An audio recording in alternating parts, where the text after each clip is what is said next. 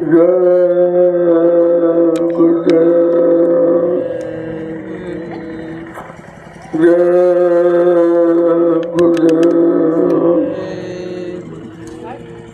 गुरुदेव नाम किसका प्रभु का। जय गुरुदेव नाम किसका प्रभु का। जय गुरुदेव नाम किसका प्रभु का। प्रभु का प्यारा नाम। जय गुरुदेव। प्रेम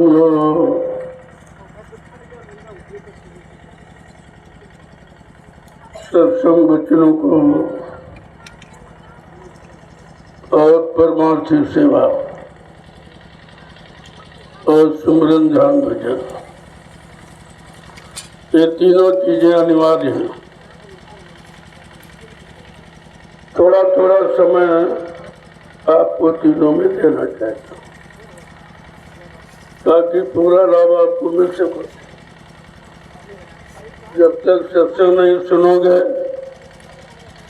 आपकी समझ में नहीं आएगी सेवा क्या है, और जब तक सेवा नहीं करोगे तो आपका मन भजन में नहीं लगेगा। इसलिए तीनों की आवश्यकता, समयानुकूल श्रेणीबद्धता, सत्संग, सेवा और भजन तीनों जरूरी। अब संत महापुरुषों ने दया की है कि कलयुग का जो भजन नहीं कर सकता है, इसके तन में मन में इतनी पवित्रता, इतनी निर्मलता, चरित्रता नहीं है, इसलिए उन्होंने अति दया कृपा मेहरबानी करके परमार्थी सेवा का समय दे दिया। अगर जो परमार्थी सेवा करता रहेगा तो धीरे धीरे एक न एक दिन उसकी मनोवृत्ति बदल जाएगी, और यही मन फिर सत्संग भी सुनेगा, सेवा करेगा, भजन भी करेगा। लेकिन पहले तो सत्संग की जरूरत है। जब आप सुनोगे तभी तुम्हारी समझ में आएगा ये सब क्या है, और जब तक सुनोगे नहीं तो क्या जानो सत्संग क्या होता। तो सत्संग यहाँ कभी रहा नहीं। सतयुग त्रेता द्वापर कितने निकल गए, लेकिन सत्संगियों को नहीं मिला, क्योंकि संत महापुरुष आए नहीं थे। जब आए नहीं थे तो सत्संग सुनाता कौन, और वो अभी कलयुग में आए। लगभग 750 वर्ष पूर्व होने जा रहे हैं, तब तो संत नाम सुनने को मिला। और सबको चाहिए जब ये मौका मिल गया है तो उस मौके का लाभ उठाना चाहिए। जब बच्चों में शामिल शरीक रहोगे और हमेशा सुनते रहोगे, क्योंकि सत्संग अलग अलग होता है। जो तिथियों पर होता है वो अलग, इसलिए 4 प्रकार का सत्संग रखा: आम, खास, निज और सीने वसीने। जो आम सत्संग आम आवाज के लिए, भौतिक आध्यात्मिक दोनों को मिला मिलो, सब लोगों के लिए, और खास सत्संग प्रेमियों के बीच होता है। सीने वसीने यानी जो साधना करते,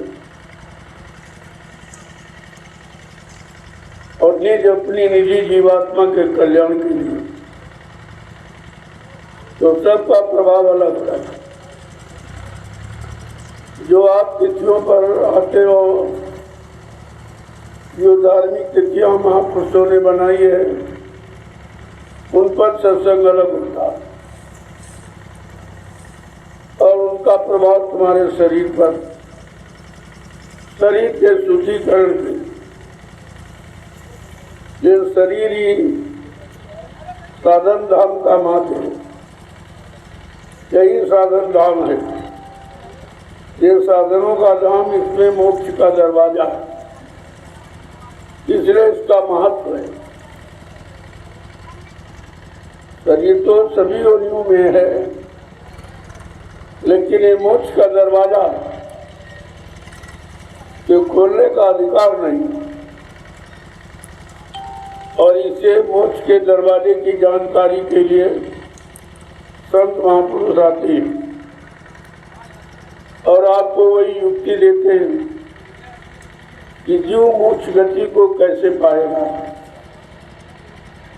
उस दरवाजे की तलाश कैसे करेगा, उस दरवाजे को खोलने वाला यहाँ कौन है।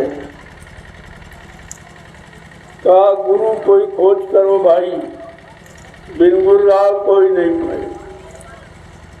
अच्छे सच्चे समर्थ गुरु की तलाश करो, जिसने अपनी जीवात्मा को जगा लिया हो और परमात्मा से मिला लिया, वो तुम्हारी भी जीवात्मा जगा देगा। लेकिन जिसने जीवात्मा को नहीं जगा पाया, चेतन का राज नहीं समझ पाया जीवात्मा परमात्मा क्या, ऐसे जड़ जीवों से आपका काम नहीं हो। वो खुद ही अपना काम नहीं कर पाए, तुम्हारा क्या करेंगे। वो इसी जनता की ममता में फंसे पड़े और जड़ कभी चेतन की तरफ जा नहीं सकता। जब तक चेतन उनमें प्रवेश होकर दया नहीं करेगा, तब तक ये जड़ जड़ी रहेगी। महापुरुषों ने कहा कि संत महापुरुषों को अधिकार है, वो जड़े करे चेतन, वो जड़ को भी चेतन बना देते हैं। जब अपनी चेतन जीवात्मा इन जड़ शरीरों में प्रवेश कर दी, तो वो जड़ शरीर भी चेतन हो जाता। उठना बैठना काम करना खाना पीना देखते आप, हमारा आपका शरीर भी जड़ी है। अगर परमात्मा की चेतन जीवात्मा निकाल दी जाए तो हमारा आपका शरीर खत्म हो जाएगा, 1 सेकंड में खत्म। ये तो चेतन जीवात्मा के कारण आपको जिंदा चेतन चलता फिरता दिखाई दे रहा है। तो ये परमात्मा की दया, और वो अपनी जीवात्मा को इन शरीरों में न भेजा होता तो काल की सृष्टि सब मुर्दा ही हो जाती। जो काल की सृष्टि चल रही वो भी उनकी दया से चल, उनकी चेतन जीवात्मा के कारण ये काल के देश में जो रौनक आप देख रहे हो, तो काल का काम बगैर दयाल के नहीं हो सकता, और दयाल को काल की जरूरत नहीं, वो अपना काम स्वतः कर देते। ये सब जानकारी आपको रखनी चाहिए। इसी जानकारी के लिए समय समय पर सत्संग किया जाता है। आपको सत्य का संग, सच्ची अच्छी जानकारी देने के लिए आपको सत्संग में बुलाया जाता है, और तरह तरह के वचन जो तुम्हारे जीवन की कठिनता को दूर कर देते, उन वचनों को आपके कान तक पहुंचाए। किसी तरह से जीव अगर इन वचनों को मान ले और अपना जीवन वचनों के अनुसार चलाने लगे, तो काल माया की मार से उबर जाए। अंधा बचने का कोई उपाय नहीं है। जब सतयुग में ऋषि मुनि योगी और ज्ञानी अवतारी शक्तियां ये नहीं बच पाई, तो कलयुग से हम सब गंदे जीव कैसे बचेंगे। इन्हीं कलयुग के जीवों के लिए संत पधारे और उन्होंने अपनी दया का भंडार खोल दिया। अब लेने वाले जीव ले रहे हैं, बाकी बेचारे रह जाओगे, पता ही नहीं है कि भंडार से लेने का तरीका क्या है। उस पावन भंडार से हम अपना काम बनाने वाला सामान कैसे लें। तो सत्संग सुनाने का मतलब यही है जो आध्यात्मिक भंडारा लेके आए हैं वो सब धर्म का भंडार है उसमें। तो तुम कैसे उस भंडार में से अपने मतलब की चीज पाओगे? तो कहते हैं सेवा करो। सेवा करोगे, सेवा का मतलब उनके आदेश हुक्म का पालन और बच्चों को अपना जीवन का आधार बनाओगे और उसी आधार के अनुसार चलोगे तो उनकी दया पाने के अधिकारी बन जाओगे। ऐसे आप दया के भंडार से दया प्राप्त कर सकते हैं। लेकिन जीवों में समझ नहीं है कि उस दया के भंडार से हम अपने लिए दया कैसे मांगे, कैसे प्राप्त करें, या वो कैसे हमें देंगे, वो कैसे खुश होंगे, उनको खुश करने का तरीका क्या है? लोग कहते भाई रुपए पैसे तो खुश नहीं होते, गुरु नहीं भूखा तेरे धन का, उन पर धन है नाम रतन का, गुरु तेरा उपकार करावे, भूखे प्यासे को दिलवावे। वो धन दौलत के भूखे नहीं, वो मान सम्मान सामान के भूखे नहीं। हाँ कहते प्रेम से प्रकट हुए में जाना। अगर निश्चल प्रेम है, निर्मल प्रेम है, निस्वार्थ प्रेम है तो जीव मुझे पा सकता है और फिर उस भंडार से दया पाने का अधिकारी बन सकता। वैसे नहीं। तो ये सब चीजें कैसे जानकारी में आएंगी? उसी लिए संत महापुरुषों ने कलयुग में जीवों के लिए सत्संग रखा। जब सत्य का संग करेगा तब ये सत्यलोक निवासी जीवात्मा जगेगी और संतों की दया कृपा से ये अपने सत्यलोक सचखंड हो जाएगी। वैसे अगर जाना हो तो अब तक चली जाती। कितने युग कल बीत गए, यहीं फंसी पड़ी, कोई निकालने वाला आया नहीं। जो आए सब फंसने वाले आए। काल माया ने लोभ लालच देकर सबको फंसा दिया। कोई राज में, कोई पाठ में, कोई धन दौलत में, कोई मान सम्मान अधिकार में, कोई पद पत्नी बाल बच्चों में। तो ये सब और बात निकलने की है। अब निकालेगा कौन? जो निकला हुआ खड़ा हुआ लग, जिसने अपने आप को सब तरफ से निकाल लिया। काम क्रोध लोभ मोह अहंकार ये आपके जीवात्मा के पक्के शत्रु हैं। इन्हीं के कारण जीवात्मा निकल नहीं पा रही। ये आंख घेराबंदी डाल दी और कह दिया भाई किसी जीव को निकालने मत देना और सब लोग अपने अपने चौकसी से तैनात हो। तो काम अपनी जगह पर, क्रोध अपनी जगह पर, लोभ अपनी जगह पर, मोह अपनी जगह पर, अहंकार अपनी जगह पर, ईर्ष्या राग अपनी, सब अपनी अपनी जगह पर तैनात है। आपको निकलने नहीं देंगे। तो कहता काल अरे भाई जो को लेना चाहो ले लो। तो तुम जाने की बात तो करते, हमारे देश में रहो, हम तुम्हारी सब सुनता है। तुमको धन देंगे, दौलत देंगे, औरत देंगे, बच्चे देंगे, मान देंगे, सम्मान देंगे, अधिकार है सब। लेकिन हमारे देश से जाने की बात पूछते और जी बेचारा जानता नहीं था। कह रहे तो सब कुछ दे रही है, ले लो। अब उस लालच में उसने वो ले लिया। तो किसी का सामान ले लोगे तो आप उसके चक्कर में जरूर फंस जाओगे। उसके अनुसार आपको चलना पड़ेगा और किसी आदेश को तो आप काट नहीं सकते क्योंकि हम उसके गुलाम हो गए। गुलाम को इतना कहाँ अधिकार है कि मालिक के हुक्म को टाल दूं। और धीरे धीरे ऐसे सब जीव फंसे और सब फंसे पड़े। निकल की कोई राह न पावे, उलझत उलझत और उलझावे। निकलने का तो रास्ता मिला नहीं, जो आया उसने और उलझा दिया। जब तक यह चेतन की गांठ सुलझेगी नहीं, तब तक तो छुटकारा मिलने वाला है।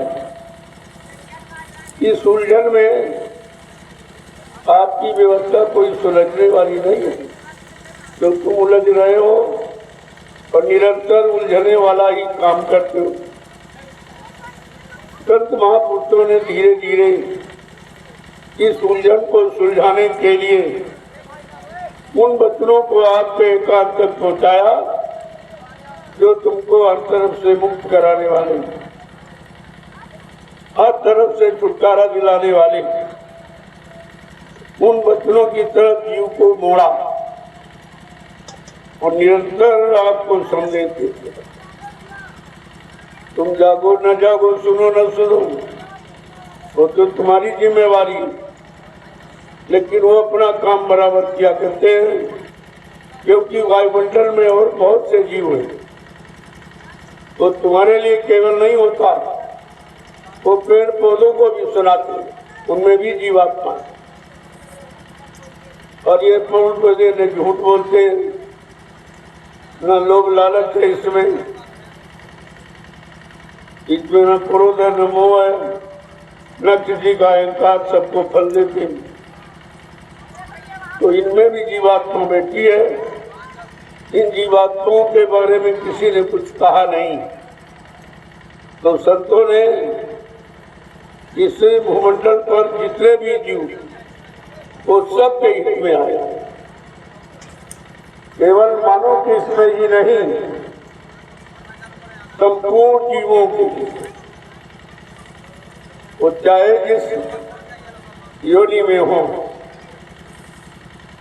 4,84 लाख हिंदुओं में किसी योनि में, मानव योनि को छोड़कर 83,99,999 योनि, उनको भी वो संदेश देते, उनके भी काम तक वो पहुंचाते।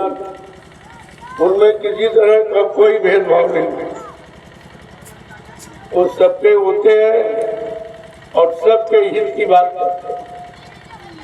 अब जो जैसा है, जितना गंदा है, खराब है, उसकी गंदगी को दूर करने का उपाय उसके लिए उसी तरह का रखे।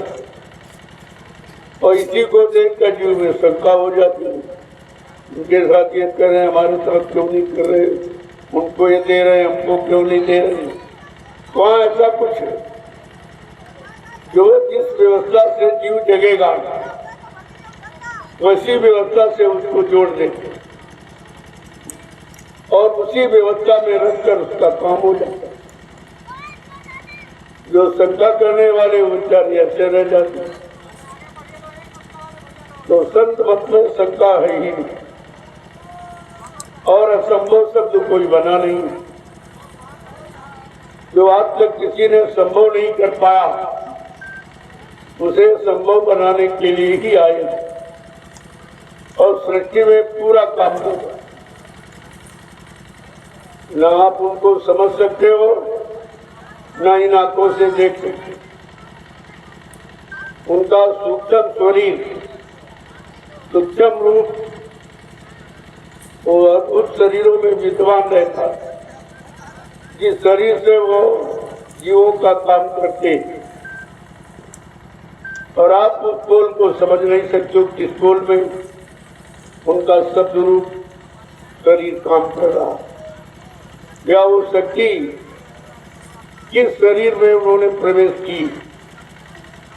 कहते सब घर भीतर ताइया दूनी सेज न कोय, वह घट धन सराहो क्या घट प्रगट का। सब घट में मालिक की जीवात्मा विद्यमान है, लेकिन वो घट धन है जिस घट से मालिक के समय का संदेश प्रसारित होता है।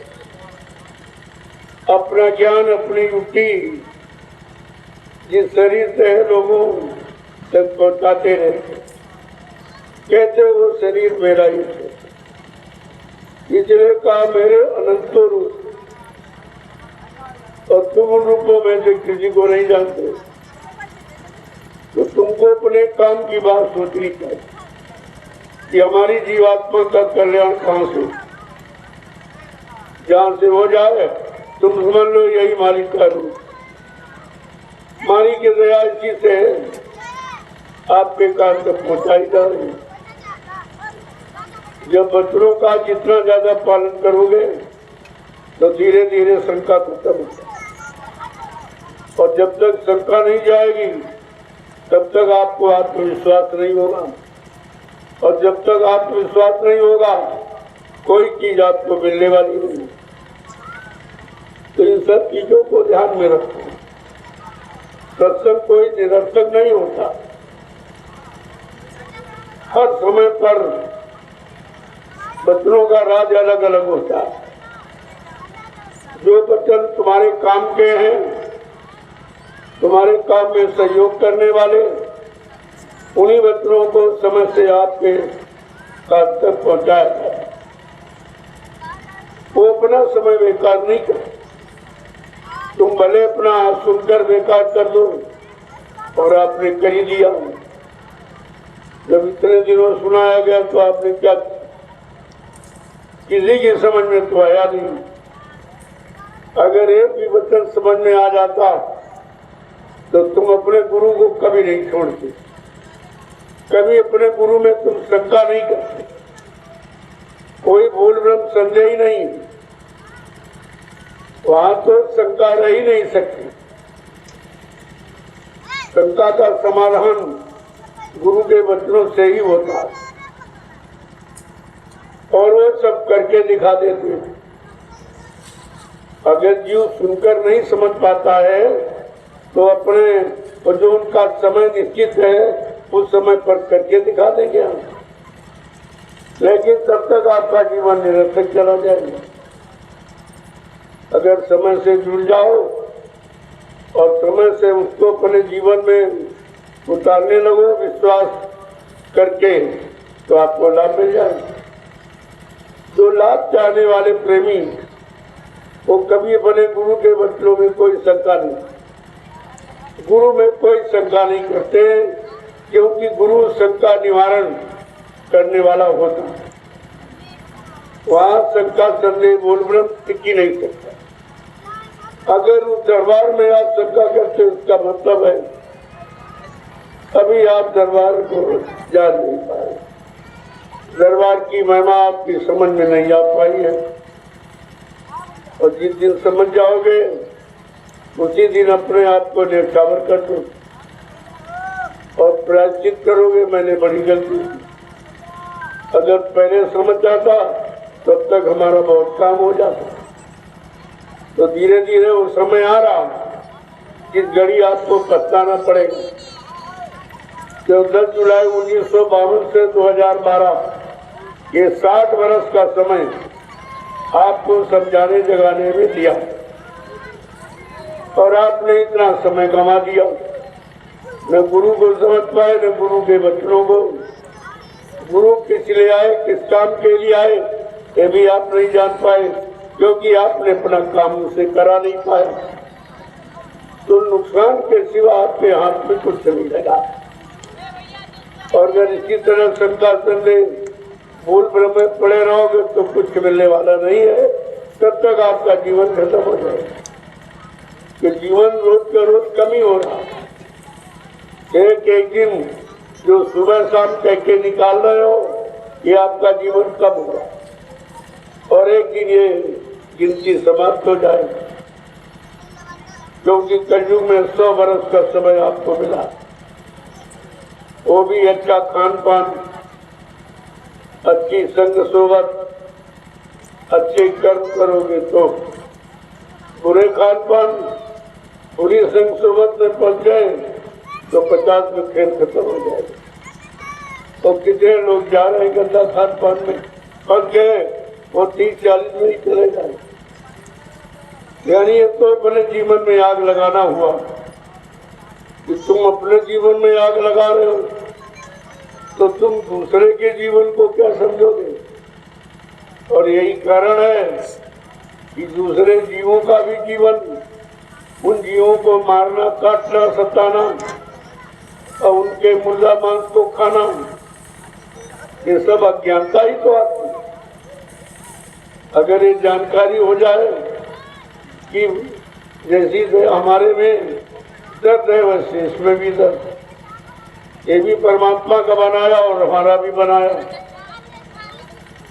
दर्द तो सब है, दर्द में कोई कम ज्यादा की बात नहीं है। और तुम जब भूल जाते हो अपने दर्द, तो दूसरे के दर्द को भी भूल जाते हो। ये मारना काटना क्यों लोग कर रहे हैं? बेचारे दर्द को नहीं कर, उनमें रहम और दया समाप्त हो। पशुओं से भी बदतर उनका जीवन। रहम दया तो पशु भी करता है। आज लोग अपनों पर रहम नहीं करते, अपने बाल बच्चों, भाई बंधु बिरादर पर कोई रहम नहीं करते। उन्हीं को ठगना, उन्हीं को लूटना, उन्हीं से झूठ बोलना, उनका छीन लेना, उनको बेघर कर देना, भूमिहीन कर देना। क्या ये पारिवारिक जीवन का कोई आदर्श है? लेकिन आदर्श की बात तो समाप्त हो गई। अब आदर्श, गौरव, गरिमा ये केवल कथन मात्र है, कहने में है, सुनाने में, लेकिन करने में नहीं। करने कराने में बिल्कुल समाप्त हो गए। इसीलिए मानव जीवन पशु जीवन है। पशुओं में होता है कि यही पशु प्रवृत्ति है कि आप ही चरें। उनमें प्रवृत्ति आदर्श स्वभाव होता है कि हम ही खा लें, हम ही मतलब यानी ये कर ले, वो कर ले, तो पशु। लेकिन वो मनुष्यों में आ गया तो मनुष्य भी पशुओं के समान हो गया। जब पशुओं के समान हो गया, पशुओं वाले कर्म करने लगा और पशुओं जैसा व्यवहार, तो फिर इसको दोबारा मानव जीवन कहां से मिलेगा?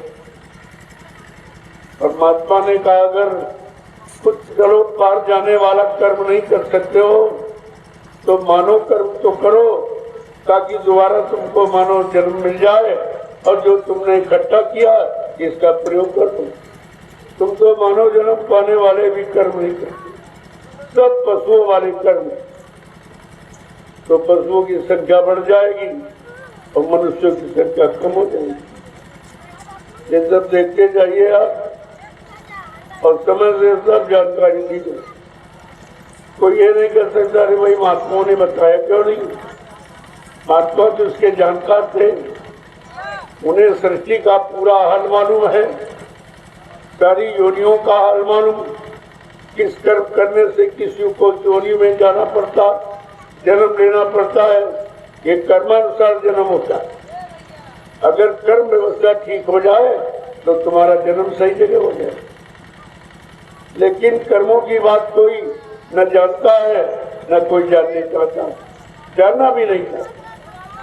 संत महापुरुष दया करके अगर बताएं कि मानव कर्म क्या है, मानव धर्म क्या है, मानव नीति क्या है, मानव प्रेम क्या है, मानव दया क्या है, तो ये सब समझ गया। लेकिन वो कोई सुनना भी नहीं चाहता। अब आप सोचो कितना खराब समय आ गया कि कोई अच्छी सच्ची बात सुनने वाला नहीं और न कोई बताने वाला है और न कोई कराने वाला, न कोई लाभ देने वाला।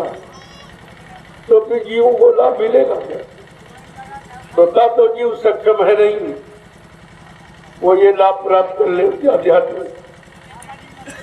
उसको तो इस लाभ को प्राप्त कराने वाला कोई चाहिए, जिसके पास लाभ कराने का भंडार, उनको संत महापुरुष कहते हैं।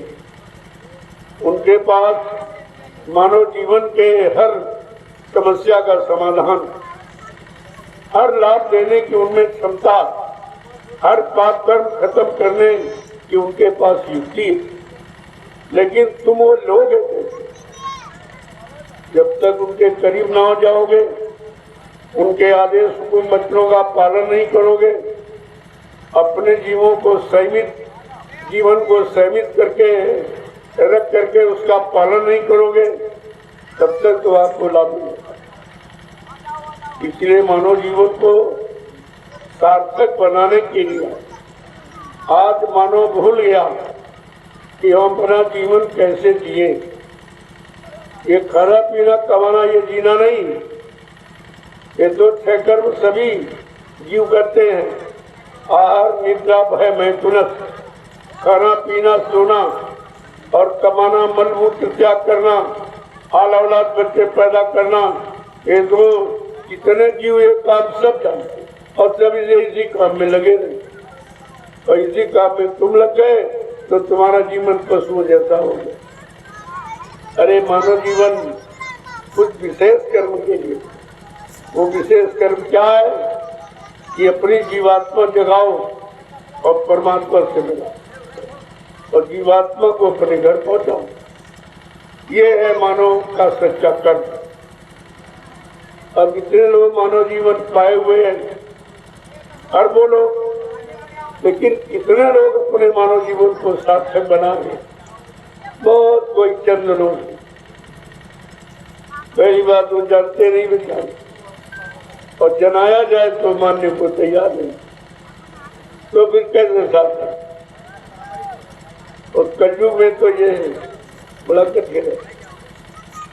जब अच्छे युगों में लोग नहीं कर पाए, ये कलयुग गंदगी गलीज वाला, इसमें हाँ, इसमें एक विशेषता ये है कि संत महापुरुष आते हैं जो किसी अच्छे युग में नहीं आए। अच्छे युग में आना उन्होंने पसंद क्यों नहीं किया? अरे भाई ये तो अच्छे ही है, जो खराब है, जो कुछ नहीं जानते हैं, जिनका कोई सहारा नहीं है, जिनका कोई रक्षक नहीं है, तो उनके लिए और उन पर जीवों पर दया कर दिया। अरे बादशाह को तो सबने पकड़ा, गंदे जीवों को कौन पकड़े?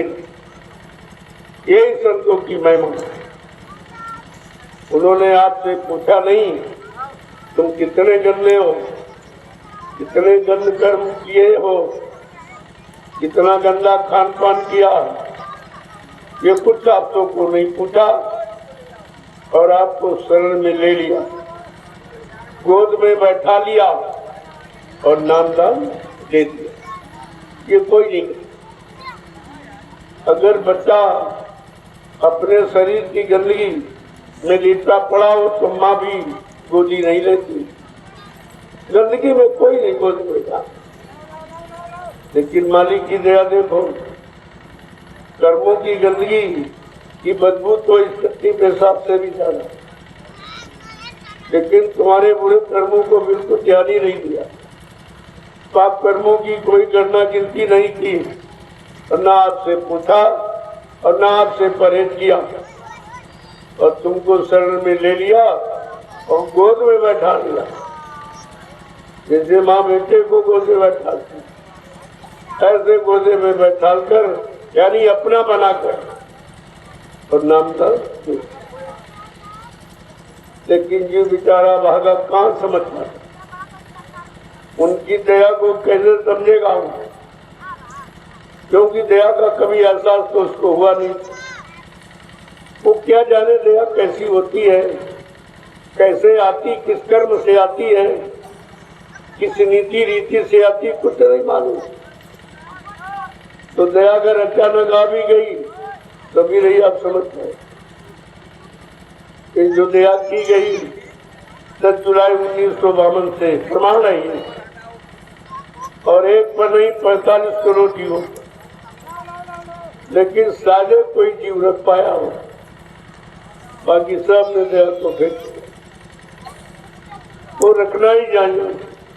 पहले कहते एक तो जीव रखना नहीं जानता, अगर दया करके संत महापुरुष दे दे तो रखना चाहिए। एक तो लेना नहीं जानता, दूसरा रखना नहीं जानता, दे दे तो न लेना मालूम न रखना। फिर दया की जाए तो कैसे, जीव तक कैसे पहुंचाई जाए? इसने गंदे कर्म शरीर इंद्रियों से किए हैं, पहले इसकी सफाई कर। अब शरीर इंद्रियों को धोने का कोई साबुन तो बना नहीं, कोई नदी का दरिया तो साफ करेगा नहीं। उसके लिए संतों ने अपना सत्संग जल जो कोई पावे, मैलाई सब कट सकता। जिस किसी को सत्संग रूपी श्रद्धा का जल मिल जाए और वो विश्वास करके उसको अपने में प्रयोग करे, यानी स्नान करे, वो पाक साहब ने कहते सब मैलाई के किसी तरह की गंदगी कर सब। सत्संग बचनों में इतनी पैनी धार है कि सारी गंदगी को काट करके बाद, लेकिन समझ में आवे तब तो। ये 60 वर्ष का समय मथुरा में आपने ऐसे निकाल दिया, खुद तो समझ में आया नहीं हो और कुछ कर पाया भी नहीं और दया भी नहीं ले पाए, इतना तो समय आपने बेकार किया। लेकिन दयालु कृपालु कभी पीछे हटने वाले नहीं। उन्होंने जो वादा किया है उसको पूरा करके ही वैसे जाने वाले नहीं है। ये मानव प्रवृत्ति में स्वभाव होता है, कभी कुछ कहने लगता, लेकिन महापुरुष में ऐसा कोई स्वभाव। इसी बात के तो महापुरुष पहले मर्यादा पुरुष और अवतारी शक्तियां, अब महापुरुष है जो अपनी इच्छा से आते जाते, उनको ना कोई भेजता है ना यहाँ से कोई समय के पहले ले जा सकता। ये दोनों चीजें हैं।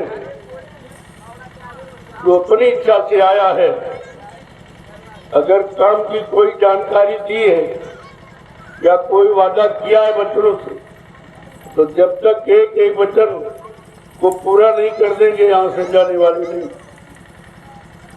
ऐसे तुम्हारा अल्लाह मचाने जुड़ा करने से थोड़ी कुछ, बल्कि तुम अपना नुकसान कर रहे हो और तुम्हारे कहने से जितने भी भ्रमित हो गए उनका भी बोझा तुम्हारे पर चले। ये तो बेचारे कभी जा ही नहीं पाएंगे। जिन्होंने ये काम किया है या आप भी कर रहे हैं, उनको तो हजारों जन्म भी लेने पड़ेंगे, ऐसे जाने वाले को। नाम तो उन्होंने नाम तो सुन लिया, उसका फल तो खैर उनको मिलेगा। नाम अपना प्रभाव खत्म होने नहीं देता। उसी के लिए महापुरुष ने 1000 वर्ष का समय निर्धारित। 1000 वर्ष में जितने जीवों को नाम दान दिया सबको पार कर दिया। अगर जो एक ही जन्म में जाना चाहता है जन्म में चला जाएगा, लेकिन अभी सब कैसे जाएंगे? जो पहुंचाने आया ले जाने आया उसी में शंका कर रहे हैं, उनके बच्चों में शंका, उनकी युक्ति और वादों में शंका है, तो ये बेचारे कैसे जन्म में? कोई बिरला है जिसने अपने आप को आत्मसमर्पित किया, कोई शंका संदेह हो। कहते स्वप्न में भी अपने गुरु में विरोध नहीं आता। वो परमार्थी जीव एक जन्म में पार जाता, स्वप्न में भी विरोध नहीं आता। इतना मतलब संतुष्ट, इतना आत्मविश्वास उसको हो गया कि गुरु में कोई कमी है ही नहीं। कमी हमारी कमाई में, तो कमाई का आदेश दिया वो हमने नहीं किया, समय नहीं दिया, और बगैर समय के दिए कहीं लाभ मिलता नहीं। मान लो आप खेती करते हो, अगर समय नहीं दो तो अन्न पैदा नहीं, समय देना पड़ेगा। व्यापार दुकान करते हो, समय नहीं दो तो वहां भी कुछ नहीं मिलेगा। नौकरी करते हो, पूरा समय नहीं दो तो तो फुल पेमेंट आपको नहीं मिलेगा। इसी तरह ये नाम की कमाई है, इसमें भी संत महापुरुषों ने हम सब कलयुग के गंदे कमजोर जीवों के लिए कितना कम समय रखा। इस 24 घंटे में 1 घंटे सुबह 1 घंटे शाम, जब तुम्हारे पास संसार शरीर परिवार का कोई काम न हो, शाम को सोने के पहले भोजन के पहले 1 घंटा की मनुष्य रूपी मंदिर में आत्मा से परमात्मा का सच्चा भजन, जिसमें 1 पैसे का खर्चा नहीं, परमात्मा पाने में कोई खर्चा नहीं। अरे परमात्मा की सारी ये सत्ता तुम उसको क्या देते? उसने तुमको दिया है और तुम उसी का सामान उसी को लौटाते हो, कहते हो दान करते हो। तुम्हें पता ही नहीं है ये सामान किसका? तुम तो नंगे के लिए आए थे, तुम्हारा यहाँ देने का क्या अधिकार? लेकिन बेचारा नहीं जानता है। अब अज्ञानी जी उसे क्या मालूम। लेकिन जब संतों के सत्संग में पहुंचा तब जानकारी मिली, अरे भाई मेरा क्या कुछ नहीं, मैं अकेले नंगा आया, न मकान दुकान, न जमीन, न दोनियानी खेती, न कोई व्यापार, न व्यापार, न कोई नौकरी, न चाकरी, न पति पत्नी बाल बच्चे भाई बंधु, कुछ नहीं। और जब तुम जाओगे जो सामान ये दिया गया ये सबसे तुम डरवा लो, वो रखवा लेगा कि रखिए। तुम याद करो नंगे अकेले आए थे, बस नंगे ही अकेले जाओ, न किसी को ले जा सकते हो न कोई सामान। तब आपको रोना आता है। महापुरुषों न करे मन जाग जा, मन पछतइयो अवसर बीते। जब ये समय वक्त निकल जाएगा, ऐ मन तुझे पछताना पड़े, और पछताने से कोई काम होगा नहीं। इसलिए पछताने के पहले तुम जानकारी ले लो, और जानकारी लेकर अपना काम करने में जुट जाओ। जब जुट जाओगे तो धीरे धीरे धीरे एक न एक दिन अपनी मंजिल पर जरूर। बशर्ते आत्मविश्वास, दृढ़ता और स्थित प्रज्ञता होनी चाहिए कि जो हमको गुरु ने दिया वो सत्य, वो सच्चा है, इसके अलावा कोई नहीं। का गुरु सच्चा, गुरु का नाम सच्चा, गुरु का सत्संग सच्चा, और यहाँ कोई सच्चा कुछ नहीं। लेकिन इस बात को अभी तक आप समझ नहीं पाए कि सच्चा क्या है और झूठा क्या है। झूठे को सच्चा मान लिया, अब उसी झूठ को में फंस के उसी को इकट्ठा कर रहे हो। जो इकट्ठा कर रहे हो दूसरे का सामान है। दूसरे का सामान इकट्ठा करने से वो तुम्हारा थोड़ी हो जाएगा, वो तो जब चाहेगा तब आपसे छीन लेगा। फिर तुमको जीवन भर पछताना पड़ेगा कि हम दूसरे का सामान ही इकट्ठा करते, हम ये कबाड़ी बनकर कबाड़ ही इकट्ठा करते। लेकिन फिर रोने के सिवा तुम्हारे पास कुछ नहीं। इसलिए संत महापुरुष समय के पहले आपको जानकारी दी कि तुमको पछताना रोना न पड़े, और अपना काम बना लो। काम बन जाएगा, आपका जीवन सार्थक हो जाएगा। वो जो तुम्हारे काम के लिए आया है, उनको तो कोई अपना काम करना नहीं, उनको कोई राजपाट धन दौलत की आवश्यकता तो है नहीं। वो जीवों के काम के लिए आए हैं और जीवों का काम करके ही जाएंगे। समय के पहले के जाओ, जाग जाओ, अपना काम करा लो, ये आपकी बुद्धिमानी है। लेकिन ऐसी बुद्धि किसके पास जब समय के पहले जान जाए या जानकारी ले ले, अपना काम बना ले। बहुत कम है, कोई बिरला संत सिपाही जो द्वार तुम्हारे आया, ऐसा तो कोई जीव समझते। बाबा जी ने स्पष्ट शब्दों में आपके सामने रखा था, ये 1 करोड़ हमारे कि टाट मोरा फकीरी भेष धारण करने वाले ये मेरे सतयुगी सिपाही हैं। हमें इन पर भरोसा है। मैं इनको तपस्या करने के लिए ये फकीरी वेश धारण कराया। अगर ये टाट की लंगोटी से कोई काम होता न दिखाई दिया तो इसको उतरवा के घास के लंगोटी लगवा दूंगा, लेकिन काम करके ही मानूंगा। तो कितनी बड़ी बात है। अभी तो उस समय आपके सामने नहीं लाया गया और तुम समय के पहले ही हार गए, भाग गए, तो अभी तुमको क्या मिलेगा। समय के पहले मैदान छोड़ के भाग गए हो तो तुमको क्या मिलने वाला। पछताने के सिवा तुम्हारे हाथ कुछ लगने वाला नहीं। लेकिन संत अपना बीज कभी निर्बीज नहीं होने देते। तो कोई न कोई अपना माध्यम बनाकर जीवों को जगाने के लिए वो तो काम कराते ही रहते। अब करने वाला कौन है, कौन करेगा, ये तो आपको नहीं। जब गुरु की पहचान नहीं तो उसकी पहचान आपको कैसे हो जाएगी। किसे काम कराएंगे, कौन काम करेगा। लेकिन ये कहा है, सब घट भीतर साइया सुनी से जन कोय, वहाँ घट धन सराय हो जागत प्रगट। सब घट में हमारी जीवात्मा मालिक के मौजूद, हमको सब प्यारे हैं। लेकिन जिस घट से मेरा संदेश प्रसारित होता वो घट मेरा ही, वो घट खास खुदा का है, जिससे खुदाई पैगाम संदेश प्रसारित कराया जाता।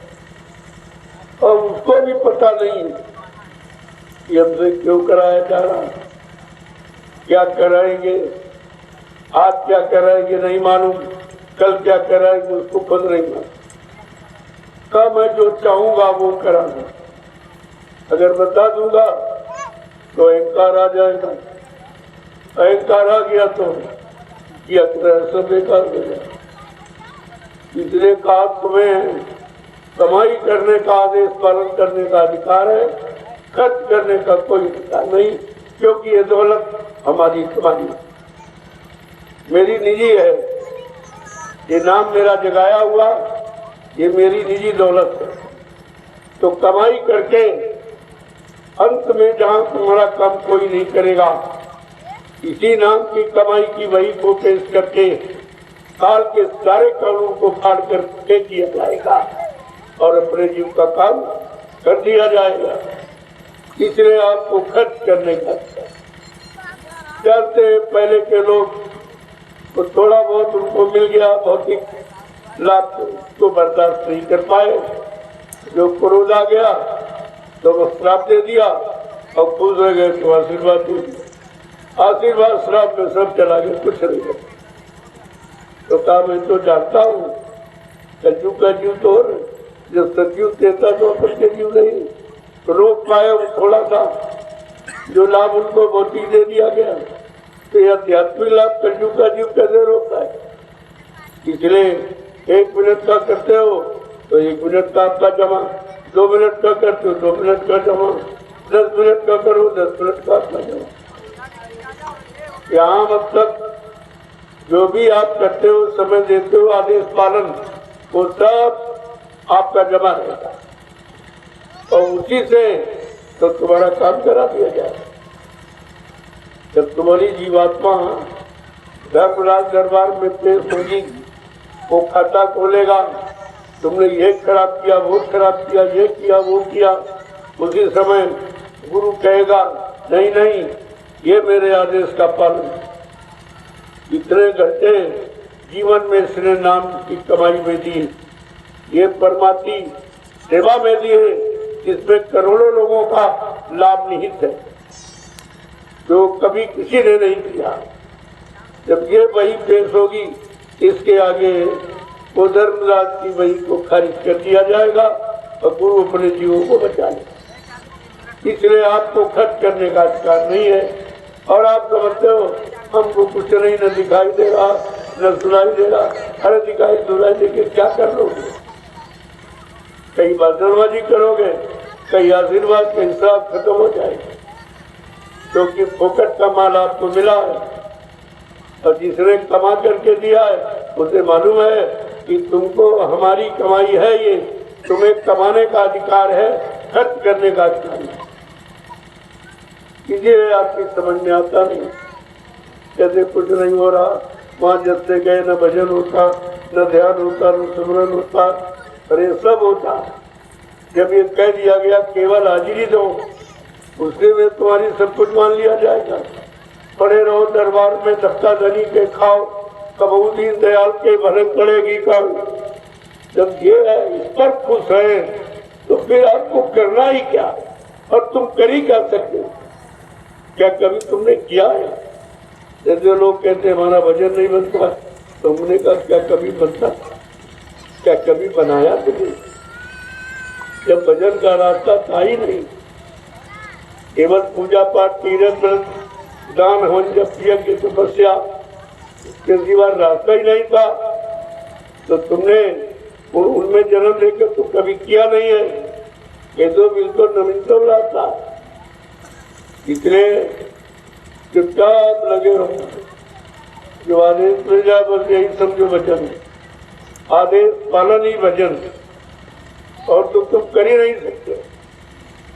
इतने दिन से कहा जा रहा सुमरन ध्यान भजन करो, किसी ने कर पाया? जितने लोग हैं किसी ने कर पाया है? क्योंकि कर पाने का भी समय, देश काल, स्थिति परिस्थिति और वातावरण का बड़ा प्रभाव पड़ता है। आज का समय इतना खराब, अगर तुम बैठ कर कहीं भजन करने लगो तो तुम्हारा झोला कोई उठा के ले जाए, तुम्हारा भजन में मन खत्म हो जाएगा। चले हम भजन करें, तुम्हारा झोला उठा लेगा। ये कैसा भजन? भजन में कोई ताकत नहीं, कोई शक्ति नहीं, तुरंत एकदम तुम्हारे अंदर विचारी कर खत्म। इसलिए का पहले भजन का माहौल बनाया जा रहा है, उस माहौल भूमिका व्यवस्था का नाम है दूरदर्शी। किसके द्वारा हमें बनाया जाएगा? जब सब तरह की शांति और सुकून आपको मिल जाएगा। हर जगह लोग जो कहा उन्होंने, सबको शाकाहारी बनाऊंगा, सबकी जीवात्माओं को जगाऊंगा, परमात्मा से मिलाऊंगा। जब तक वो समय नहीं आएगा तब तक भजन कोई कर नहीं सकता। अब अगर बिल्कुल कह दिया जाए तो और खराब हो जाओ। तो कहा कि बच्चे को सिखाने के लिए कहते पट्टी ले जाओ और टेढ़ी मेढ़ी लकीरें बनाओ।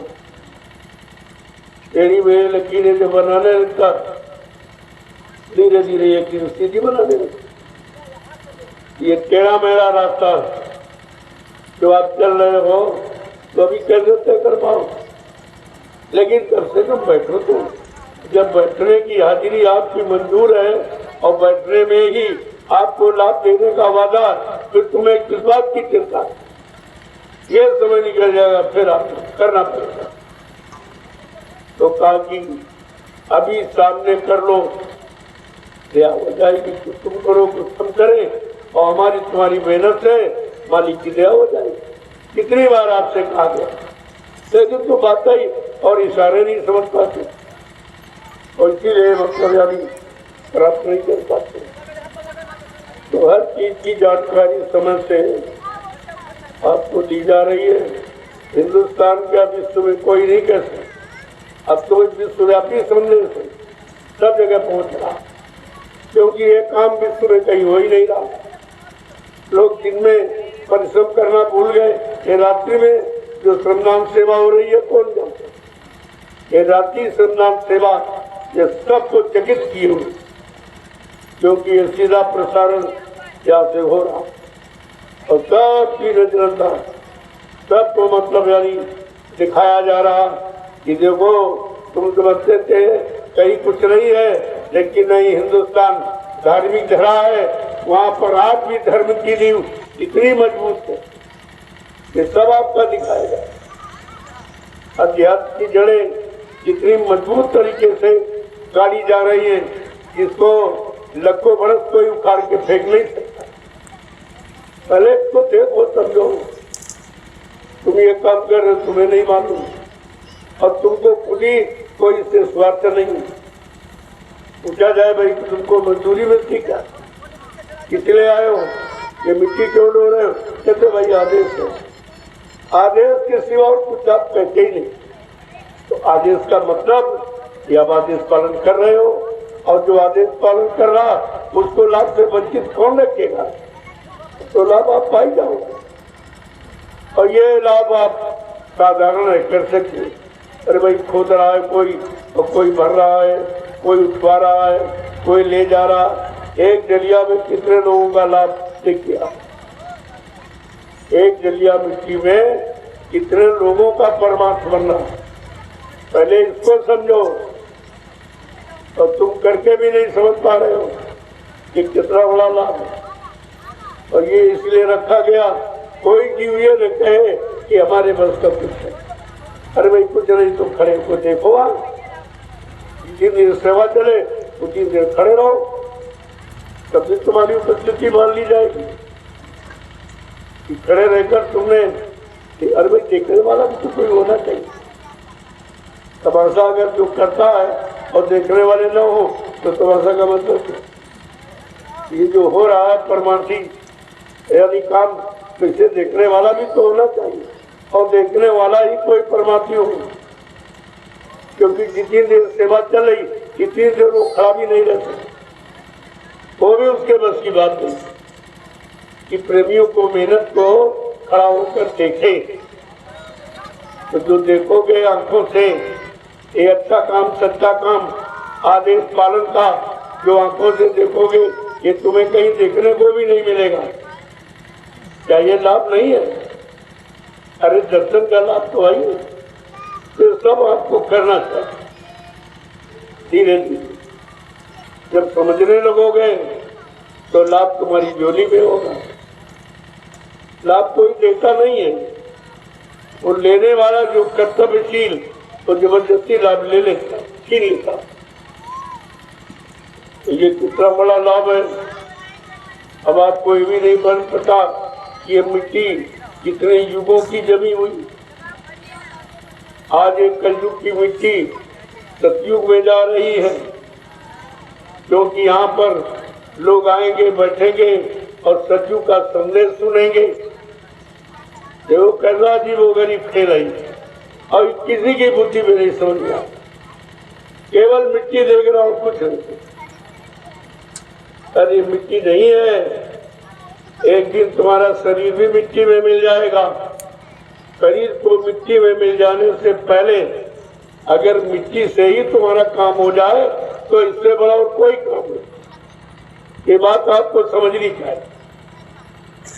कोई न कोई हर काम में महापुरुषों का राज रहे होता है, जिसे आप समझ नहीं पाते।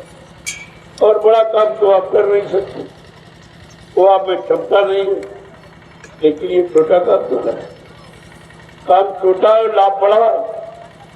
ये दया, इस लाभ का, ये जो परमार्थी सेवा करते हो, इसका लाभ भजन के बराबर रख दिया गया। इससे बड़ा लाभ कौन सा?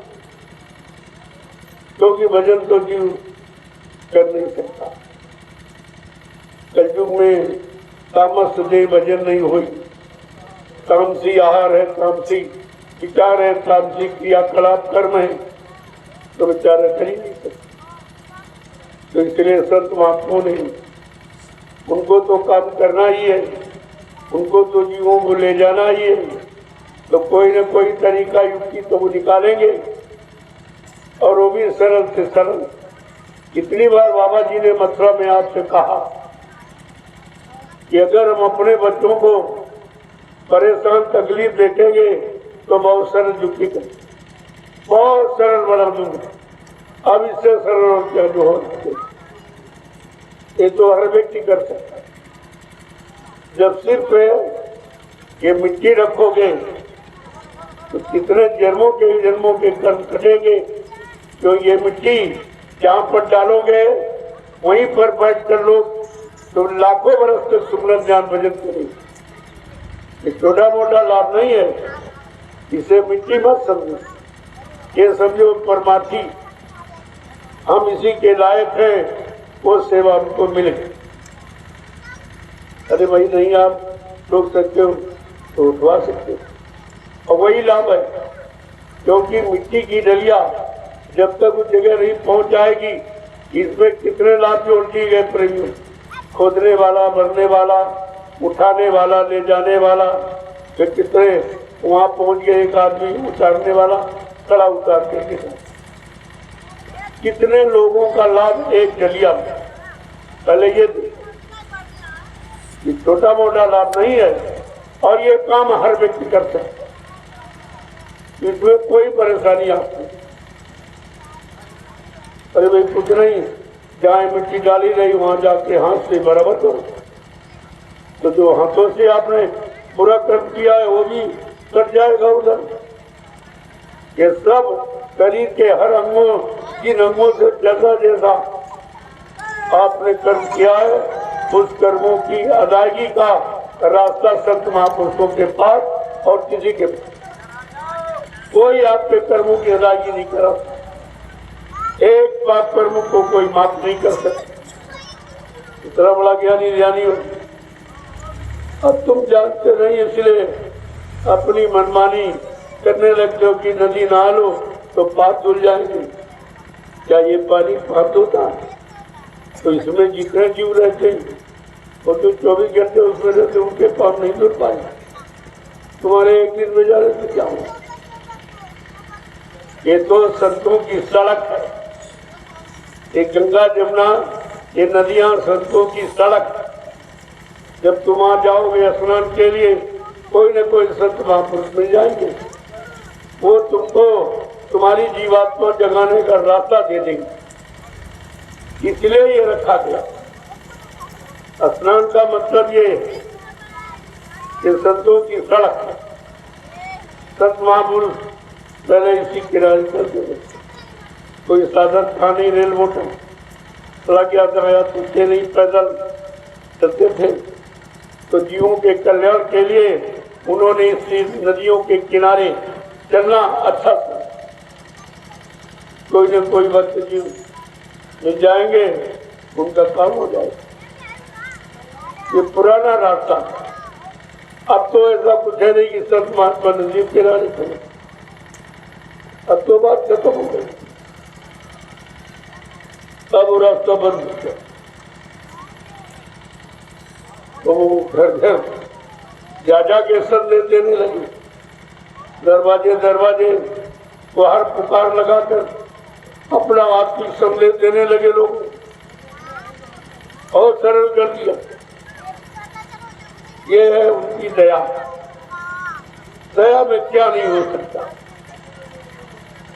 जब दया गुरु की होती है, सूखी खेती हरियाती, इतना बड़ा लाभ है ये। अब गुरु की दया को कैसे लिया जाए? उनके आदेश हुकुम का पालन करें, और आदेश हुकुम आप मानते ही नहीं हो, अपनी मनमानी में रहते। अब जितने सीताराम के पुजारी हैं, मैंने सबसे कहा श्री रामचरितमानस श्री राम का इतिहास। जो श्री राम जी को मानता है वो श्री राम की पूजा करने का अधिकारी है, क्योंकि श्री रामचरितमानस ही श्री राम है और श्री राम ही श्री रामचरितमानस है। अंतर उसमें क्या? लेकिन रामचरितमानस कुछ कहती, तुम कुछ करते हो, तो तुम कहां से मानते हो? सीताराम कहने से तुम्हारा काम नहीं बनेगा, बल्कि आपको सजा मिलेगी अगर उनके मुताबिक आपने कर्म न किए। सीताराम ने कहा है कि हमको कौन पाएगा इस कलयुग में? तो उन्होंने क्या कहा? न ब्राह्मण पाएगा, न क्षत्रिय, न वैश्य, न हरिजन, न छोटा न बड़ा, न गरीब न अमीर, न पढ़ा लिखा न पढ़, न हिंदू मुसलमान, न स्त्री न पुरुष। साथ कौन पाएगा? कहा निर्मल मन जन सो मोह पामे, और मोह छल छिद्र कपट नहीं भावे। देखो ये सीताराम के पुजारी हो, जरा ध्यान दो। तुम सीताराम के पुजारी हो कि सीताराम से सजा पाने के अधिकारी हो? अभी तक तुम इसे नहीं समझ पाए हो कि सीताराम का उद्देश्य क्या, सीताराम का जीवों के प्रति आदेश क्या, हुक्म क्या। लेकिन रामचरितमानस सब बता रही है, क्योंकि वो संत गोस्वामी जी महाराज की रचना। ये संतों का काम इस सत्य बात को बताना और किसी का काम नहीं। उन्होंने कहा है कि अगर सीताराम को पाना है तो वो निर्मल मन जन सो मोहि पावे। कहते जिनका मन निर्मल पाक साफ पवित्र वो उसको पाए। जब गंदगी खाने वाले, कोई गांजा पी रहा, कोई अफीम पी रहा, कोई चरस पी रहा, कोई दारू पी रहा, मुर्गा मीट खा रहा, ये सीताराम के पुजारी है। अरे क्यों बदनाम करते उनको, तक सजा मिलेगी। इस सजा से तुम बच नहीं सकते हो। रामचरितमानस स्पष्ट कहती, मोह छल छिद्र कपट नहीं भावे। सीताराम क्या कह रहे हैं, हमको छल कपट और गंदा खान पान करने वाले, गंदे कर्म करने वाले हमको बिल्कुल नहीं पा सकते, स्वप्न में भी नहीं पाएंगे। इसको क्यों नहीं पढ़ते हो जो तुम्हारे हित के लिए था। आगे उन्होंने और कुछ कहा कि जाति पाति धन धर्म बढ़ाई, कुल परिवार सुखल समुदायी, इन्हें त्यागी भजे मन लाई, और ताके हृदय दसे रघुराई। बड़ा साफ साफ कहते हैं कि सीताराम का वास किसके हृदय में होगा। कहती जो जात पात से अलग, धन दौलत के लोभ लालच से अलग, कुल परिवार सुखद समुदाय इनसे भी अलग थलग, सारे देश को अपना परिवार, सारी मानव जाति को अपना परिवार जाति मानता, वो उनके हृदय में मेरा वास है। जो इन सबका परित्याग कर देगा, जात पात धन धर्म बढ़ाई, कुल परिवार सुखद समुदाय इन्हें त्यागी, जो इतनों का परित्याग कर देगा वो मुझे पाने का, उसके हृदय में मेरा वास होता है। तो तुम इसको नहीं पढ़ पाए जो तुम्हारे घर में नहीं जाते, किसी को आप तक नहीं मान पाए हो, तो फिर तुम्हें मिलेगा क्या। ये मनमानी तरीके से रहने से कुछ नहीं मिलेगा। जब तक उनके अनुसार, उनके आदेश हुक्म के अनुसार नहीं चलोगे तब तक कुछ मिलने वाला नहीं है। ऐसे तो कितने जन्म लोगों के चले गए। सीताराम कहते कहते और उनको सीताराम स्वप्न में भी नहीं मिले, और आज भी नहीं मिले किसी। आज इतना बड़ा भूमंडल देश में श्री राम का खड़ा किया गया और किसी ने दर्शन पाया। क्यों दर्शन पाएगा? उन्होंने रामचरितमानस में बता दिया कि जात पात धन धर्म उड़ाई और कुल परिवार सुखद समुदाय और इन्हें त्याग, जो इतनों का परित्याग कर देगा उसके हृदय में मेरा वास है। तुम्हें कहीं जाने की जरूरत नहीं है, तुम्हारे हृदय में उनका वास हो जाएगा। लेकिन ये सत्य बात किसी की समझ में नहीं है। ये संत वचन है। गोस्वामी जी महाराज गृह संत थे जिन्होंने रामचरितमानस, एक कोई कथावाचक, कोई अक्षर ज्ञानी नहीं थे, शब्द ज्ञानी थे। बात तो आप कुछ जानते नहीं हो और न समझते हो, खाली अल्लाह बचाने में, अल्लाह बचाने में कितना भारी माउंटेन खड़ा कर दिया और कुछ नहीं हुआ। इसी को श्री राम मिले ही नहीं। श्रम समय पूंजी आपने बर्बाद की, क्या मिला आपको? क्योंकि मिलने का रास्ता एक ही है, निर्मल मन जन सो मोहि पावे। कहा हमसे मिलने का रास्ता एक ही, जिसका मन निर्मल पाक का पवित्र हो। आज कलयुग में सबके मन गंदे, सब स्वार्थी लोभी लाती, काम क्रोध मदलोक की, जब तक मन में खान, गोस्वामी पंडित मूर्ख हो, दोनों एक समान। कितना साफ साफ संत गोस्वामी जी महाराज ने रामचरितमानस में लिख के हम संपूर्ण मानव इंसानों के लिए सब बताया है। वो तो आप कभी पढ़ते नहीं हो, पढ़ते हो तो जीवन में उतारते नहीं हो। जब तक उतारोगे नहीं कोई लाभ मिलने वाला है नहीं। जय गुरुदेव।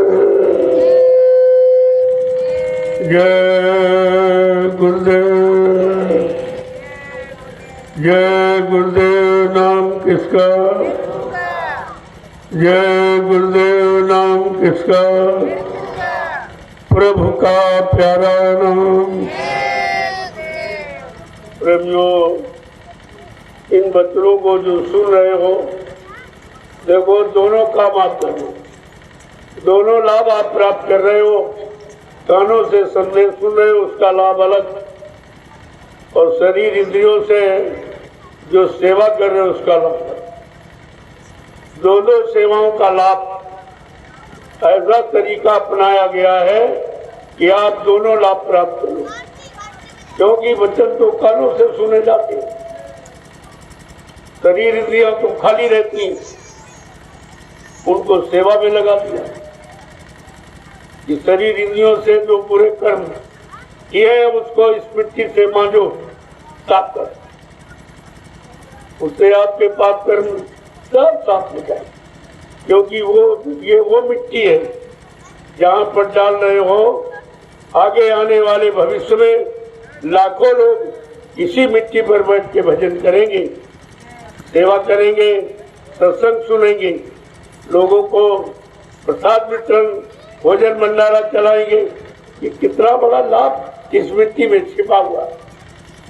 आज तक कोई यहाँ नहीं आया, इस मिट्टी का महत्व किसी के दिल दिमाग में नहीं, कोई नहीं जानता था। अगर जानता होता इस मिट्टी में कुछ है तो हमें आपको मौका कहाँ मिलता। लेकिन इसके जानकार संत महात्मा, उनको मिट्टी के एक एक कण का ज्ञान है, जानकारी, किस मिट्टी से कौन काम और कैसा काम है। क्योंकि ये मिट्टी 88,000 ऋषियों की तपस्या थी, लेकिन उन्होंने विचारों को मिला कुछ नहीं।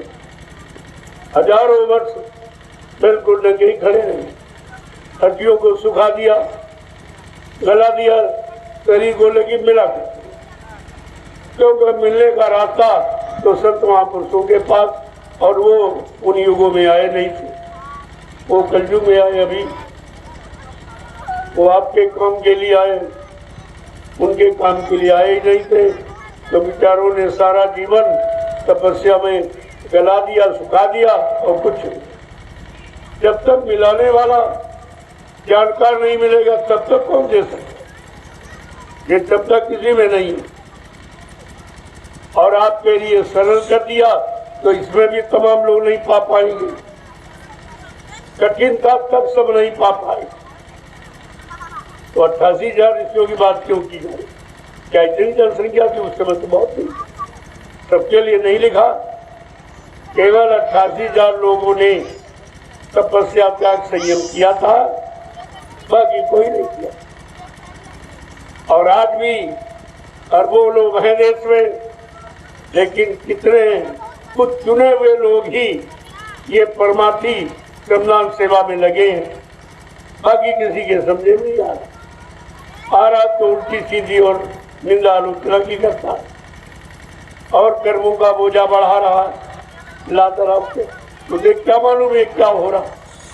अरे जब नहीं मालूम तो चुपचाप देखो, तो कह दोगे तो श्राप बन जाएगा तुम्हारे, क्योंकि तुम इसके बारे में जानते नहीं हो। ये मिट्टी क्या है, किसी जंगल के मिट्टी को क्यों खरीदा गया? अगर खरीदना होता कोई अच्छी जगह शहर में खरीद ली जाती, मिल फैक्ट्री लगवा दी जाती। आपको क्या मालूम ये धरती क्या है, इस धरती पर क्यों आया गया? जब मैं यहाँ आया तो प्रेमियों को भी शंका थी कि बाबा जी जंगल में क्यों जाए, वहाँ तो कुछ नहीं है, न रेल है, न सड़क है, न आजार, न बाजार, न गांव, कुछ नहीं है, वहाँ क्यों जा रहे हैं? लेकिन हमने कहा चलो बाद में देख लेना, समझ लेना, तब तुम्हारी समझ में आ जाएगा हम क्यों आए, किस काम के लिए आए। अब देखो लोगों की समझ में आ रहा है इस धरती का चुनाव क्यों किया गया। एक तो आगे आने वाले समय में ये ग्रामवासी भी पछताएंगे, अरे इतना बड़ा काम जो देश दुनिया के कल्याण के लिए हो रहा, और हम कुछ कर ही नहीं पाए, कोई सहयोग नहीं, सब विरोध की भावना, जबकि इनको मालूम है मैं जमीन खरीदता हूँ, जो मैंने जमीन खरीदी है उसी जमीन पर अपना काम करता हूँ और किसी की जमीन 1 इंच हमको नहीं चाहिए। अगर चाहो तो हमसे से मीटर 2 मीटर ले लो, हम दे सकते हैं, लेकिन आपकी जबरदस्ती नहीं ले, ये मेरा काम नहीं है। हमारे पास पूरा अधिकार है जमीन का, तुम हमारा देख लो, तुम अपना दिखा दो, पता चल जाए कि तुम्हारी है कि हमारी है। अगर तुम्हारी निकल आई तो तुम ले जाओ, अगर हमारी है तो वापिस कर दीजिए। ये तुम करने को तैयार नहीं हो। मेरे पास बहुत से तरीके हैं, बाद में आप पछताओगे कि बाबा जी ने ये क्यों कर दिया, इनको ही नहीं करना चाहिए था। भाई जब नहीं मानोगे किसी तरह से तो हमें कोई ना कोई उपाय करना पड़ेगा। ऐसा मत समझो कि मेरे दिमाग में भी बहुत कुछ, मैंने वो कुछ किया नहीं, वो करना नहीं चाहता, लेकिन नहीं मानोगे तो कर दूंगा, वो तो कर दूंगा। जितनी जितनी जमीन जीएस पड़ी इसको मैं लीज पर खरीद लूंगा, सरकार से लीज पर 90 वर्ष के लिए 1 करोड़ रुपए में खरीद लूं, फिर तुम इधर आ नहीं सकते, गांव का कोई व्यक्ति इधर नहीं आ पाएगा। और जितने साल से तुम कब्जा किए हो उतना आपको भरना पड़ेगा, तो तुम्हारी बीघा 2 बीघा जमीन वो भी बिक जाएगी। इसलिए हमसे कोई ऐसा काम मत कराओ जिससे तुम्हारा नुकसान। हम लाभ देने आए हैं, लाभ ले लो। मैं किसी की जमीन जबरदस्ती नहीं लेता हूँ, खरीदता हूँ, और खरीदने का मेरे पास सब प्रमाण है। आप प्रमाण देख लीजिए, हमारी छोड़ दीजिए, अपनी ले लीजिए। हमको तुम्हारी 1 इंच भी ऐसे नहीं चाहिए। अगर खुशी में देना चाहते हो तो पैसा दे दो, हम फ्री लेते नहीं, हम दान कराते नहीं, हम भीख मांगते, हम भिखारी नहीं हैं, हम तो खरीदते। समय आएगा तब आप पछताओगे कि इतना बड़ा काम लोग पहले धर्म के लिए जमीन दान में देते थे और यहाँ के लोग मोल भी नहीं देते। पहले ये समझो तुम्हारी नीति कैसी है, कितनी खराब सोच है यार। अरे भाई जमीन हम कोई उठा के थोड़ी ले जाए, वो तो रामशाला में रहेगी। आगे आने वाले जो मतलब यानी पीढ़ियां, वो यही गांव के लोग इस जमीन का लाभ उठाएंगे। लेकिन अभी तुम्हारी समझ में नहीं आ रहा, या समझो तुमको ये लाभ मिलना नहीं है, तुम्हारी नसीब में नहीं है, तुम्हारे भाग किस्मत में नहीं है, इसीलिए आपकी समझ में नहीं आ रहा। तो ऐसा कोई काम मत करो, हमारे पास सब नियम कानून, तुम ऐसा मत समझो हम सब जाने। लेकिन हम कोई ऐसा अनर्गल कार्य करना नहीं चाहता। हम लाभ देने आए हैं, आपका जंगल और बिगड़ी जमीन को खरीद कर तुम्हें पैसे देता हूँ कि जाओ उस पैसे से अच्छी जमीन ले लो, तुम्हारे बाल बच्चों के लिए 4 दाने पैदा होने लगेंगे। अब तो तुम्हारे लाभ की बात सोचते और तुम सोच ही नहीं पा रहे कुछ। जय गुरुदेव, जय गुरुदेव, जय गुरुदेव, जय गुरुदेव। नाम किसका, जय गुरुदेव। नाम किसका, प्रभु का प्यारा नाम। जोर से बोलो, सब मिल बोलो, बोलना होगा, अभी से बोलो। दुख दर्द हरेंगे, सब कष्ट मिटेंगे, सुख शांति भी देंगे। सबके दाता, सबके मालिक, प्रेम से बोले। ये नाम नहीं इंसान का, ये काम नहीं इंसान का। देखो कितनी बड़ी बात, ये कितनी बड़ी महिमा है। तो हनुमान के पुजारी है, वो तो इसी नाम से पूजा करते, और जय गुरुदेव बोलते तो बोलते नहीं, ये भी नहीं समझते कि जय जय जय हनुमान गोसाई, कृपा करो गुरुदेव की नाई। भक्त कह रहा है, हनुमान जी हमारे पर गुरुदेव जैसी दया करो, जैसे गुरुदेव अपने भक्तों पर करते हैं वैसी दया हमारे पर की। तो तुम कुछ जानते नहीं हो, समझ में तुम्हारे कुछ आता नहीं है। एक तो जानते नहीं, अगर महात्मा जनाने का प्रयास करें तो मानते नहीं, तो तुम अज्ञानी के अज्ञानी ही बने रहोगे और काम हो जाएगा। क्योंकि काम हो रहा है उसे कोई रोक नहीं सकता। ये आप देख रहे हो कि कितना बड़ा काम कि इंसानों के बस का, सरकार के बस का। अगर बस का होता तो जंगल था आज मतलब अच्छी जमीन में परिवर्तित होता। उसके भी बस की बात नहीं है जो काम हम आपके सामने करके दिखाए। और आपको ये सोच लेना चाहिए, ये जंगल झाड़ी साफ कराना किसी के बस की बात नहीं है।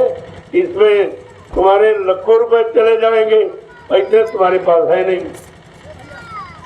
और मैं तो आपको पैसे देता हूँ और जंगल झाड़ी खुद ही साफ करता हूँ, आप तो नहीं साफ करवाता हूँ। तो सोचना चाहिए आप, जो काम हो रहा है उसमें आपका भी सहयोग होना चाहिए, क्योंकि आपके गांव में हो रहा है। मैं भी आपके रामशाला का निवासी हो गया हूँ। रामशाला की जितनी जीएस पर तुम्हारा अधिकार है और सबसे ज्यादा मेरा अधिकार है, क्योंकि रामशाला में मेरे पास जितनी जमीन किसी के पास नहीं है। मैं तुमसे ज्यादा प्रयोग करने का अधिकार रखता हूँ। ऐसा नहीं है कि हम कुछ जानते हैं। और ये भी जानता हूँ कि 1 बीघा जमीन है, 4-4, 5-5 बीघे तुम घेरे पड़े हो और हमको शिक्षा देते हो, हमको नीति सिखाते हो। क्या मैं नहीं मालूम? इसलिए जो कर रहे हो अपना करो, हमारे पीछे में। अभी तुम जानते नहीं, मैंने कितनी बार कहा है, अगर तुम पीछे पड़ोगे तो ये बाबा बवाल हो जाएगा। ये बवाल बन जाएगा, फिर तुम इस बवाल को समेट नहीं पाओगे। ऐसा कोई काम मत।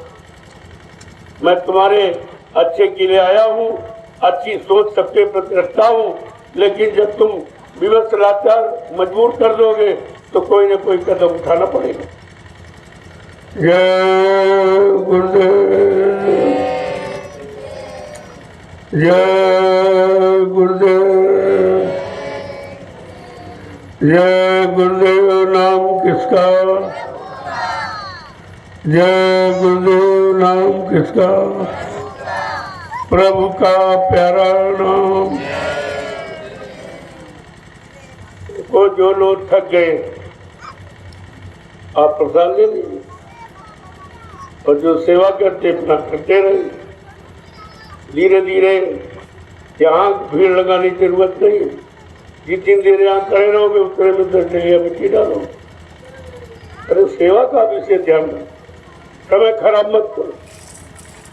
तो धीरे धीरे आते रहो, वहाँ प्रसाद लेते रहो, और सेवा भी आपकी नहीं रुकेगी, बराबर चलती रहे।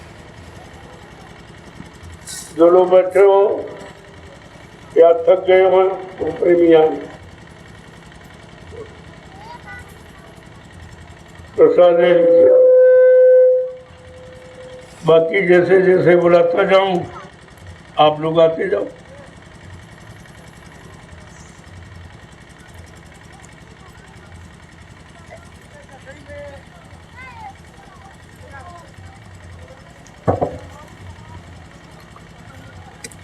चलो, जो लोग बैठे हैं थक गए हैं वो प्रसाद ले ले, प्रसाद लेते जाए। एक बार की भीड़ लगाओगे घंटों खड़े रहोगे, और खड़े रहने में कितनी मिट्टी और डाल देते हैं, तो परमात्मा की सेवा तुम्हारी बढ़ जाती है। कि धीरे धीरे आओ, प्रसाद भी लेते रहो, सेवा भी करते रहो। जय गुरुदेव।